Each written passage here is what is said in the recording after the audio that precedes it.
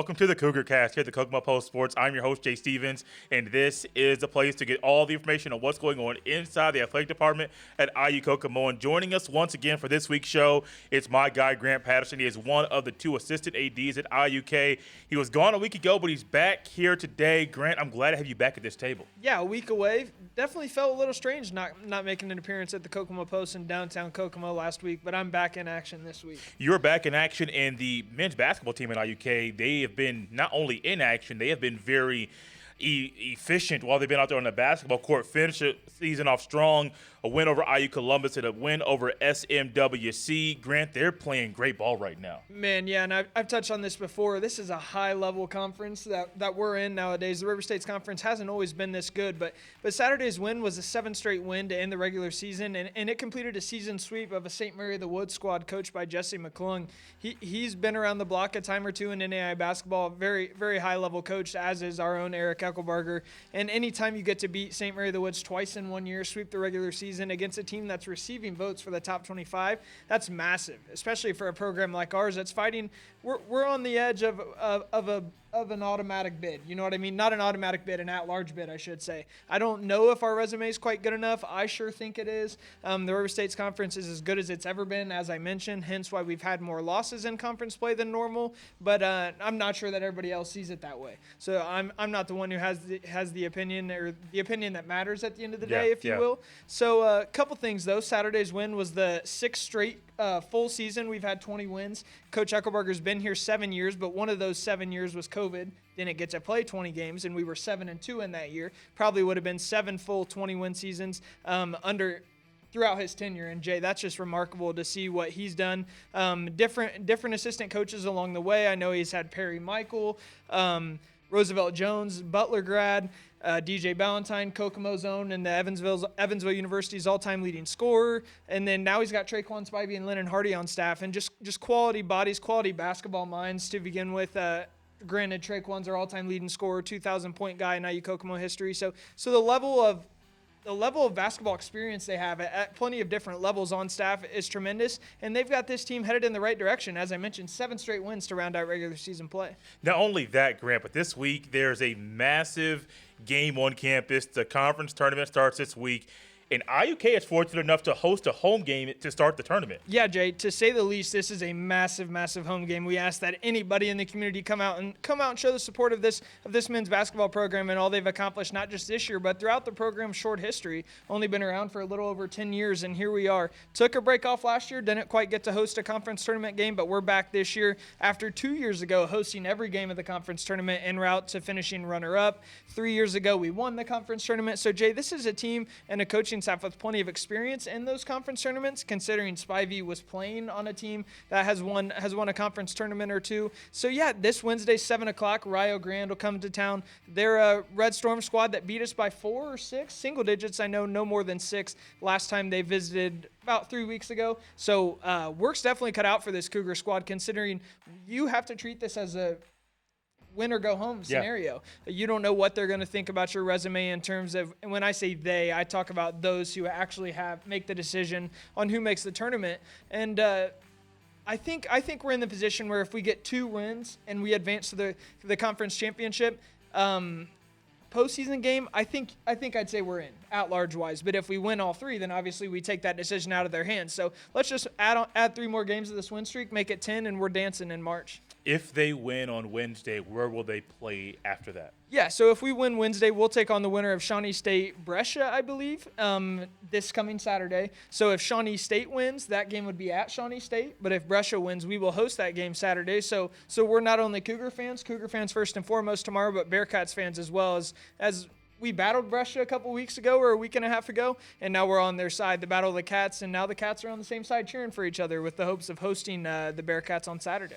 Get out there and watch these guys play. We've had the privilege of seeing them a few times this year, and if you like high-level basketball, as I know numerous people in the area do, these young men deserve your attention and deserve your attendance there on Wednesday. I know it's a little short notice for some people I can't make it work with schedules. I get that, but if you can, or if you're able to try to make it work, do it. Trust me, you'll love the basketball, you'll love the environment, it's going to get a little loud, too, which is one thing I love about watching games there. Yeah, it should be a massive environment. Should be our biggest crowd of the year for a home basketball game. Like I said, a year off, this crowd knows what it's like to host postseason basketball, especially in the state of Indiana where basketball means the world. Postseason basketball in your home city of Kokomo, or if you're not from Kokomo, just make the short trek. You won't be disappointed. $10 to see a high-level basketball game. Teams fighting for their postseason lives. Rio Grande's in the same spot as us, so both teams need to win severely in order to keep their hopes at a NAIA tournament bid alive. During last week's show, we got a little view of a couple track and field athletes that are going to be competing in indoor nationals this week. They've already left Kokomo to go down to Gainesville, Florida. And later on in the show, we'll get to hear from a couple more athletes who will be competing in that meet. And Grant, we got to get 4 of them on the show. We'll get Gabe and Sydney later on. Yep. I believe Maddie and Bryce were last week. Didn't get to talk to Hannah or Evan, but that's 6 talented athletes that'll be down in Gainesville, Florida, representing IUK and looking to make some noise in that meet. Man, I am so excited. And the excitement isn't just with Sydney Duncan and the fact that she's seeded #1 in the nation in shot put and has a very good chance to bring home our university's second ever national championship. But all 6 of those athletes have a solid case at representing IU Kokomo well while they're down there. 3 males, 3 females, 6 total student athletes, 7 different events with Sydney competing in both shot put and weight throw. Hannah Wells got in kind of luck of the draw. Yeah. Obviously, her performance got her there with her timing, but as far as I understand it, I'm sure Josh Colvin will listen to this and text me my correction if I'm wrong within the next day or two. But not enough people in the nation had qualified via NAIA A or B standard time in the 1 mile. So Hannah made it in on her best time of the year via indoor season. So shout out to Hannah as well. She earned it just the same as they did. It just came in a little bit different route, and she's going back for a second straight year. The baseball team is getting something big going on this week as well. They, I believe, start conference play this week. Yeah, conference play is here already, Jay, and they're already 4 weekends deep on the baseball season. We were just talking about how crazy it is that baseball's starting at the end of January, beginning of February, and here we are first weekend of March, and we're playing conference baseball, Jay, at a high level. Our squad has had a gauntlet of a non-conference schedule. Tough. You never shake your head at that, but with the things that this team's been through, it would have been maybe a little bit nicer to have a bit of a softer schedule. But either way, sets them up greatly to they're battle tested, man, to say the least. Coming into River State's conference play this weekend, they'll open up at IU Southeast is currently ranked number 17. I think a new ranking comes out this week. Okay. So I'd expect to see them rise. If anything, I wouldn't expect to see them fall. So we're going to battle a top 15, top 20 team in the NAIA. The best team in our conference made it to the NAIA World Series last year. Big opportunity ahead for our guys to start off. Yes, we've been through battles the first 4 weekends, but if we start off River State's conference play strong, we're doing that. If we can take 2 of 3, we're doing that against the best team in the conference preseason and on paper. That's massive for the rest of the season coming in advance. And we're not too far, 2 weeks away from our first conference home series and first, really, I guess it's our home opener. We haven't been home yet this year, even though I've been able to attend some games. Yes, it's true.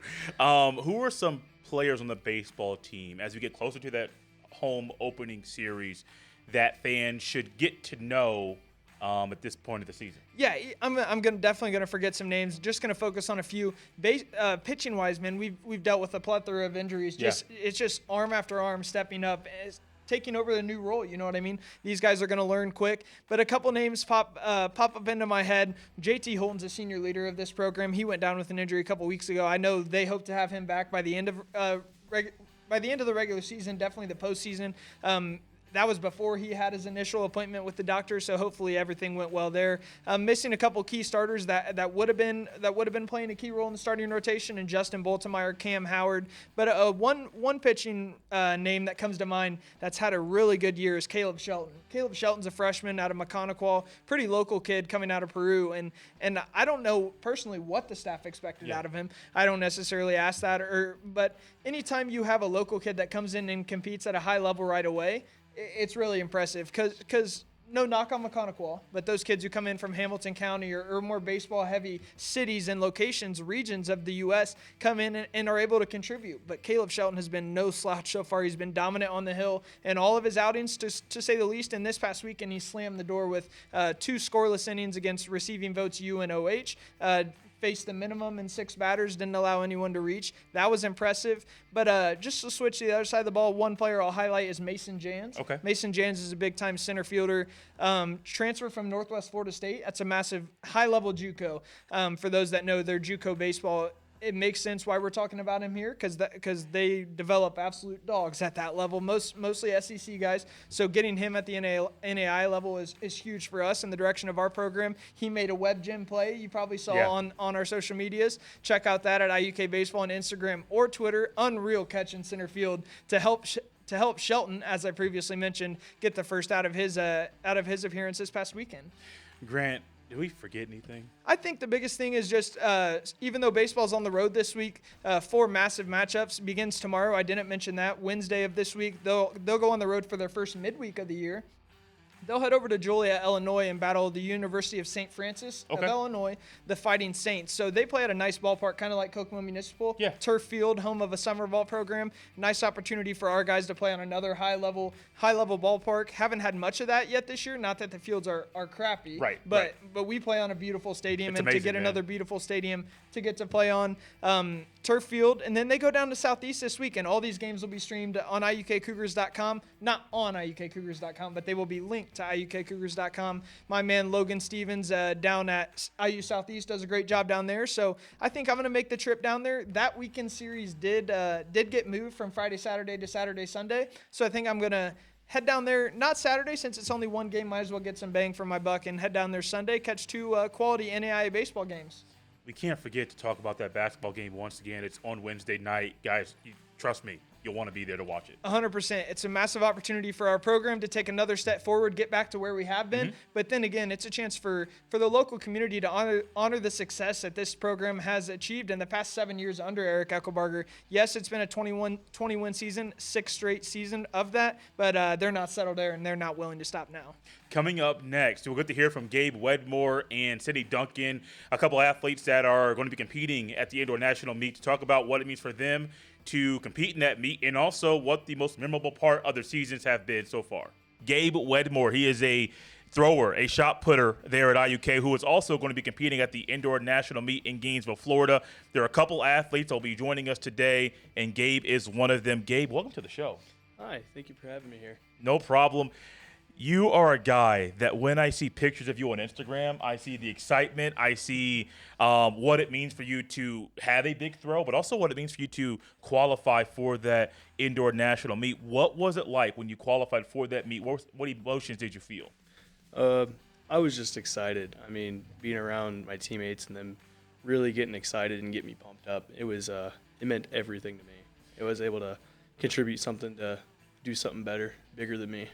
You are currently 21st in the nation in shot put, and to the average person, that's huge. But when you think about, I think there's 32 that are currently going to be there. I don't know how many throwers there are in the nation, but just to be top 32 and then to be top 21, that's huge. What did it take to get to that point? As the moment, I mean, I've had a surgery, and it's 3 years of just hard dedication of lifting and doing my mobility and all rehab. It's taken a long time to get here. How has Coach Colvin helped you throughout your time at IUK, especially with those injuries you've talked about? He's really supported me on like the backside. Like he actually picked me up from surgery, brought me to and from, and I felt really supported by him. And then it was not just him; my teammates also helped me around, whether it was carrying my bag around or pushing me around. So there have been times, not on this show this year, but there were times previously that there have been athletes that have talked about Colvin and told a goofy story about him. I think we got to hear something about some pizza at one point. I forget what story Hannah told. But do you have any goofy stories about Coach Colvin? I have one or two things to think about with him. I remember we just finished throwing. He's like, "Man, what if you just thrown 16 right there, right?" Just giving me a hard time on what I was throwing, whether I could have done better on it, but nothing really too crazy. Oh man, I was hoping for something good. I was hoping for it. What is something you will do while you're up in the air to kind of pass the time on the plane ride? I'm probably just going to read a book or even turn on a movie. What kind of books do you read? We've heard about some shows on Netflix previously. What kind of books do you read? At the moment, I'm reading a little bit more of motivational or some that have some backstory to it, like history. Okay. Are you a big history guy? Yeah. What are some of your favorite history stories? Let's say that. Specifically in World War II in Okinawa, some of the stories from a lot of the soldiers that served there. What about those stories kind of stick out to you? Well, my grandpa served there, and it Oh, was man. one thing I when I hear something about Okinawa, it's something I really delve into. That's amazing. What are some things you do to prepare your pre-throwing rituals? Do you have any of those? I actually do. I'll take about 20, 30 minutes to stretch, and then I'll turn on some heavy music for the most part. Describe heavy music. It could go all the way from so specifically like Slayer all the way to Metallica over to some different bands, but sometimes I'll have to go from calm music and then go straight into it and get myself pumped up. I feel like with the music you're speaking about, in my mindset, because I used to throw in high school, I was not good at all. Like, we're not talking about any of my throws because I stopped after sophomore year because I was trash. But I do know music can help you, the type of music. It can help you or also hurt you. But you said you go from, like, calm to, like, heavy stuff? Mm-hmm. Couldn't that calm stuff kind of mess you up in the beginning when you're trying to amp yourself up for a throw? Well, usually I get stressed out and I'll panic and I'll get freaked out, and Sydney can attest for it. She'll see me over there. I'm shaking and tweaking out for a minute, and then I'll put on my calm music and I will just relax. And it's rough sometimes. I love that. What's your relationship like with Sydney? She's a great training partner. She's always pushing me to be better, and at practice she's out throwing me by like 1.5 meters, and I'm like, man, how can I throw that far? Do you have any goofy stories about her? Not many. I mean, there's sometimes in mornings where she's just messing around with the weight, and then maybe once or twice throwing it over some stuff. I don't know what that was. So one morning at practice, she was throwing the weight, and it went over the bleachers and smashed some glass. You're smashing glass? She is in the room right now. That's why I'm looking for it. We'll talk about that later. What else do you do to kind of recover? We talked to a few athletes about recovery. How do you recover after a meet? Personally, I do a lot of just like I'll protein out and carb out a lot, and then on top of it, sometimes I'll even do like a 20-minute ice bath. Okay, you're an ice bath guy. That sounds like torture. You said 20 minutes. I heard, Bryce said he did 10 in high school. 20 minutes sounds like torture. Usually it's like 10 minutes for lower body and then 10 minutes for whole body. I dig that. What are you kind of doing right now to help prepare yourself for next week? At the moment, I'm really just working on my cues that I've been given at practices to do things right and hit positions correctly. Last thing here for you, what has been the most memorable part of the season? I would have to give that to conference last week. Yeah. Everybody on the team was around at the weight throw competition. We were the last event of the day, and it was just electric. Everybody screaming and hollering got me pumped up, and then my last throw ended up throwing almost a PR. Man, that's amazing. That's amazing to hear. Coming up next, appreciate Gabe for coming on the show, but also coming up next, Sydney Duncan, if you can't tell, she'll be up next, and we'll be talking to her about breaking glass and what it means for her to compete in the indoor national meet next week. As the Cougar Cast rolls on, I'd like to welcome into the show Sydney Duncan. She's been here a couple times in the previous year for the indoor national and outdoor meets, but also she's here once again preparing to throw the shot put and the weight throw for the first time, doing both in the indoor national meet. Sydney, welcome back to the show. Thanks for having me. No problem. And I mentioned doing both because it's the first time for you doing shot put and weight throw in a national meet. What are some of your thoughts going into this meet while you're competing in two events? Honestly, I have no idea how I'm going to handle it, and we'll just have to kind of roll with it and see how weight goes on day one, and then kind of just reset and do my job on day two. I think Colvin came on the show at one point, and maybe you even talked about it previously, that weight throw was a work in progress, but you were getting closer and closer and closer to hitting that standard to qualify for the national meet. But then you got it this year. What did it mean for you when you qualified, hitting that mark to hit that standard to qualify for the national meet? It was pretty much a relief because I was pretty close last year, but then the standards changed and it got a lot harder. But I still set the standard for myself at the beginning of the season that I was going to hit standard and I was going to go to nationals for both. So when it didn't happen for the first couple meets, I was like, okay, we still have time to figure it out. And then when it happened, it was more of a relief. I can stop worrying about it and kind of just fix my technique and keep moving. You are an athlete that continues to do amazing things, and every time I read recaps from meets, it's always an eye-opening thing because I'm just amazed at some of the things you're able to do. You're currently number 1 in shot put in the nation by 1.8 meters or 5 feet 11 inches. You're 14th in the nation in weight throw. For the second time this year, you recently won the NAIA National Field Athlete of the Week. All of those accomplishments could cause you to get a big head, but you don't seem like that you let that stuff get to you. How do you stay focused and not allow these accomplishments to get you off of the task at hand? I don't really know. It's honest. It's kind of just how I'm built. Like, I don't like to dwell on the things that I've done. I set goals for myself, and I keep changing those goals and moving those goals as things happen. So I take the compliment as it comes, and then I just move on to practice the next morning. What are some of those goals? What are some of the new goals that you've recently set for yourself? National champion in shot. Okay. Indoor. I'd like to All-American in weight. And then when we move outdoor, I want to qualify in all 3 and then win shot outdoor too. You're going for discus too. Yeah. Which one's your favorite event? Shot's my favorite. Okay. Yep. And then it goes hammer and then discus. I forgot about hammer. I forgot about that one. I did write down the breaking glass story that Gabe kind of discussed earlier. I looked at you and I was like, we got to talk about that. So can we hear your side of the story about this whole breaking glass fiasco? Not really much of a fiasco. It was a 6 a.m. practice. I think it was a Monday, or I don't know what day it was. It was Monday or a Wednesday because those are the days we throw weight. But it was one of my earlier warm-up throws, so I wasn't fully in the groove yet. And I am really good at throwing it out of sector. Yeah, so I basically just released it way too early, and it had so much go on it that it went over the bleachers, and then it sailed through the pane of glass, and it shattered. That's bad. That's bad. Yeah. Did you feel bad for that? Yes and no. Okay. I felt bad that I broke it, but at the same time, I was like, well, it means we're on the right track. I love the honesty. I do love that. We got to hear from everyone and talk about things they'll do to pass the time while they're in the air on the plane ride. What are some things you'll do to kind of get from point A to point B and make it as easy as possible?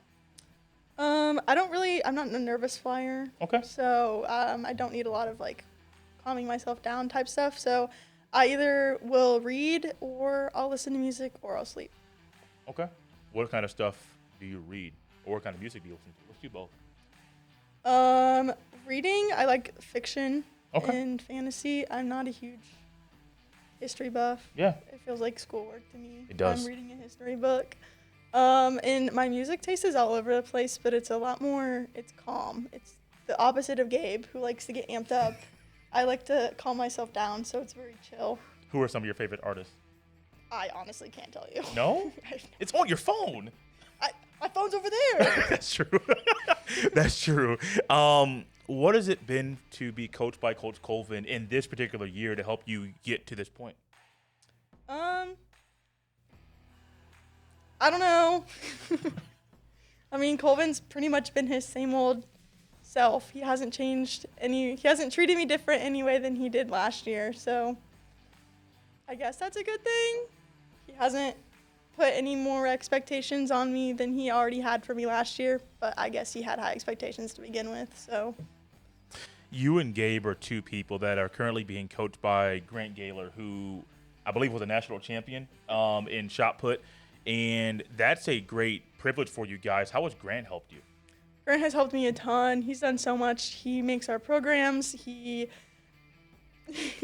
lets me bother him when I send him film and I beg him to tell me what I'm doing wrong. And he gives me technical analysis and he sends me people to watch and he spends hours trying to fix my athletic, unathletic problems. And he does everything really. I have to give him so much credit for where I am right now. How do you recover after a meet? I try my best to sleep, but that doesn't always happen with schoolwork. Yeah. Other than that, I just try to eat good and kind of just chill out the next day to recover from all the hyped up energy. Is it hard to juggle being an athlete and making sure you get the good grades too? I think it's a bit of a challenge, but one of my strong suits is time management. Okay. I'm really good at getting things done when they need to get done and working ahead when I need to. So it's hard because science classes are hard and you have to prioritize, but it's something that I think that I'm good at. Last thing here for you. What has been the most memorable part of the season? I would say outside of conference that everyone has already mentioned, my Bloomington opener meet was probably a pretty big highlight of my season. Why was that? I was not expecting to go in and throw 16 mid on my opener meet. Yeah, I bet not. Grant and I talked about it before, and we were thinking that 15 mid was in the cards for this year.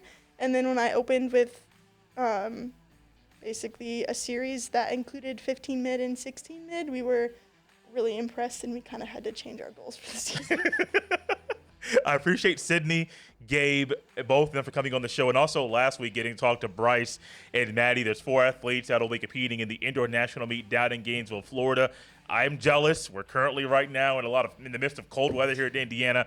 But I'm looking forward to following them and getting to hear a great report about that meet from all these athletes in the following week. This has been the Cougar Cast. We'll see you next time.